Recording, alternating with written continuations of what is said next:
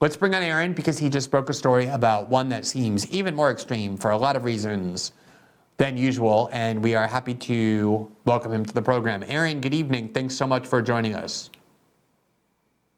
Thank you for having me, Glenn. Sure. So let's just begin with this new article. This is something that you've been reporting on a lot, these kind of trends. This one did seem more extreme to me, which is why I wanted to have you on. So go ahead and tell us what you learned. Sure. So beginning in February of this year, NYU hosted a whites-only anti-racism seminar for public school parents in New York City. The goal was to, in a racially homogenous setting, teach white parents how to be good anti-racist allies and, quote unquote, show up in their public school communities. A lot of these folks are active in PTAs and things of that nature. And lest your viewers have any doubt, this does indeed violate a number of U.S. civil rights laws, including Title VI of the Civil Rights Act, which prohibits recipients of federal funds like NYU from engaging in race discrimination, as well as laws that ban discrimination in contracting because, of course, NYU charged money for this seminar. And so the white parents who subjected themselves to this, out of the goodness of their heart, paid $360 for the privilege. So it was a whites-only segregated training in the name of anti-racism, which violated all of the laws designed to bring about a more racially inclusive America. So presumably if a black family, a black set of parents, or a Latino set of parents, or an Asian set of parents, or any non-white people had showed up wanting to pay the same money to attend this forum, presumably they would have been turned away on the grounds that they were the wrong race. Is that your understanding of what the rules essentially were? Yeah, and we know that because they didn't, I mean, they left no ambiguity. They not only said that the seminar was designed specifically for white people, which maybe you could argue it's not totally clear from that language. Is it only whites, really, blah, blah, blah. But then once everyone had been selected for the seminar, they sent out an email explaining why they were meeting, quote, only as white people, and included an article that essentially laid out the case for a kind of anti-racist segregation. The article explicitly argued that it was important for white people to unlearn racism on their own, in their own spaces, in order to prevent traumatizing people of color in the process, because people of color experience racism every day, and it would be triggering to hear the horrible, implicit biases and microaggressions that such a training would inevitably surface. And then, as if that document in writing wasn't enough to establish a cause of action against this thing, at the first meeting of the seminar, someone asked, hey, this seems a little counterintuitive. It's anti-racist, but there's only white people here. I'm not sure about that.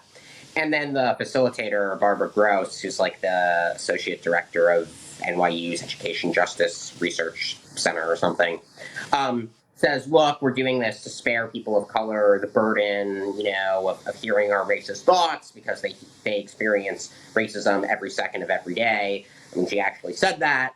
Later in the same seminar, a parent expresses gratitude that there's no people of color in the room because she thought it would be harming to them to hear her experience of racism. She describes a black kid in her kindergarten class being expelled for bringing a knife. She says, it'd be harming for people of color to hear me say that. So, there were numerous statements in which everyone acknowledges it's a whites-only space and in which it's clear that there is a policy of excluding people of color. So, I would not want to be the lawyer defending this program in court. One of the things that obviously the people doing this believe that they're justified in segregating people by race because unlike those who did that previously in the Jim Crow era and the like, there are people who are doing it with good motives, unlike the ones with bad motives. Even though it's the same exact act, they presumably see it as different. And yet, what always strikes me as well, beyond just the evil of segregating people by race, is that the assumptions seem exactly the same to me as well. One of the things that bothers me so much about new gender ideology is that I think we had made so much progress in the idea that if you're a man or a boy, that can encompass a huge range of issues. That it used to be the case that if you were a boy and you wanted to play with dolls or you like fashion, you were often told you're not a real boy, you're a girl. And girls who like sports or wanted to wear their hair short or like to wear jeans instead of dresses were told you're not a real girl, you're a boy. We kind of got rid of that. We escaped from that. We grew out of that. We realized that boys and girls doesn't mean that you have to be one specific thing. And now we're back to the idea, oh, if this boy plays with a doll, we tell him he's not really a boy, he's a girl.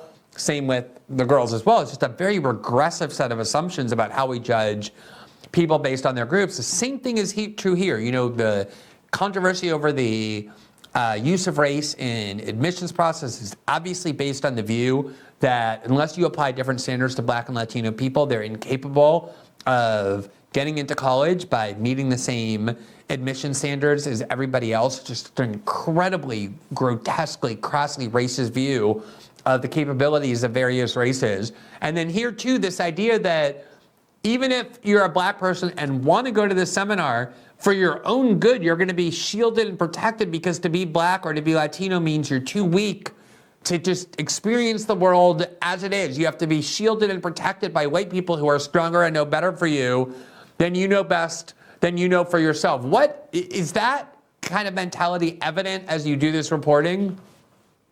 Yeah, so in this seminar, and you can listen to the entire thing online and see certain clips, and I suggest everyone does that to see it for themselves. But one thing that struck me was that they say it's for people of color's own good, but when you actually watch it, it really seems like these white people are in fact exhibiting a kind of what Robin DAngelo calls white fragility. Like they are terrified that they might offend a person of color, and that fear sort of makes the training into this therapeutic refuge where it's like, oh, finally a safe space where we don't have to worry about offending people of color. I mean, this sounds comical, but that they really say things like that, and it's pretty clear to me that yes, they have this sort of paternalistic assumption about minorities and their kind of hypersensitivity. But that assumption of minority sort of hypersensitivity is really, I think, pretextual justification for them to indulge their own white hypersensitivity and to kind of,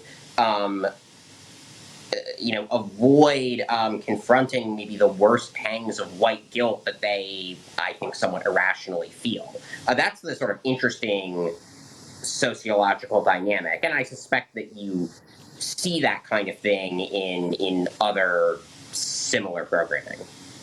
This is a area of reporting that you do a lot of. You also do a lot of reporting on censorship on college campuses, and I wanted to ask you about a different article that you published about Stanford Law School in just a second. But before I get to that, how is it that, and I don't want you to reveal your sources or anything, but how is it generally that you find out about these kinds of excesses? Are there people offended by them who tell you about them? Are there people in these programs who complain? What generally is the genesis of how you learn about these things? Certainly a lot of people reach out, and at this point, I know a number of parents in New York City who kind of, are aghast by what's going on and share stuff amongst themselves. So that's one way. It's just kind of word of mouth. But honestly, I would emphasize that often this stuff is not confidential, right? In this case, they took down the website advertising the training after I guess they must have gotten suspicious that there might have been a leaker or some such thing. But initially, right? Someone sent me that link, and I mean, it's just on NYU's website, promoted pretty prominently that they were doing this obviously illegal thing. And that's true of a lot of what I report on, where it's not super hidden. It's not like they know it's illegal and they're ashamed of it, so they take steps to keep it secret, which is more, I think, the MO actually of Harvard and some of these other institutions that have been, the Supreme Court ruled, illegally discriminating based on race, at many corporations and in many kind of, educational contexts outside of admissions, the people running these programs are so steeped in the sort of ideology and idiom of race consciousness that it doesn't even occur to them that there might be illegal, maybe they think there might be some people who are politically or morally opposed to it, but I don't think they even realize that it's flagrantly against the law because it's just so taken for granted as a best practice. Do you want to promote racial equity? Well, the way to do that is with race conscious policy. That is just the kind of governing assumption of really a large swath of academic and corporate bureaucracies, and as a result, because they don't even realize it's illegal, they don't bother to hide it. And so if someone just Googles for enough time, it is astonishing what you can find. I mean, I wrote something about a year and a half ago about states that were triaging COVID drugs based on race, which is very illegal, like, obviously violates the 14th Amendment. No lawyer would tell you that that's okay. These states, including Utah, which is a red state, they just put it on their websites. I mean, it didn't even occur to the bureaucrats in these places, maybe we might get in trouble for that. That's how taken for granted the whole edifice of race-conscious policy is. I think a lot of this does come from Robin DAngelo, kind of the patron saint of woke racism, as well as the queen of profiting off of racism. I don't recall anybody who's profited off of explicit racism quite as effectively as Robin DAngelo in the last, say, 50 years since Jim Crow ended. We have this pamphlet that we can put on the screen. It is Robin DAngelo charging $1,800.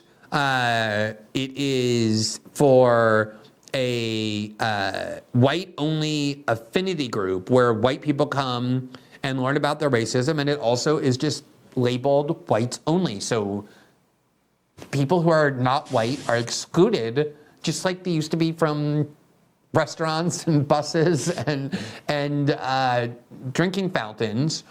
And as you say, there's no sense at all that this needs to be hidden, because I do think they've convinced themselves, as is so true of left liberal politics in general, that their motives are so recognizably and indisputably benevolent that nothing they do could ever be called into legitimate question. Thanks for watching this clip from System Update. Catch our full shows for free, live weekdays at 7 p.m. Eastern on Rumble, and join our locals community at greenwald.locals.com for all of my written journalism, exclusive after-show Q&As, and more.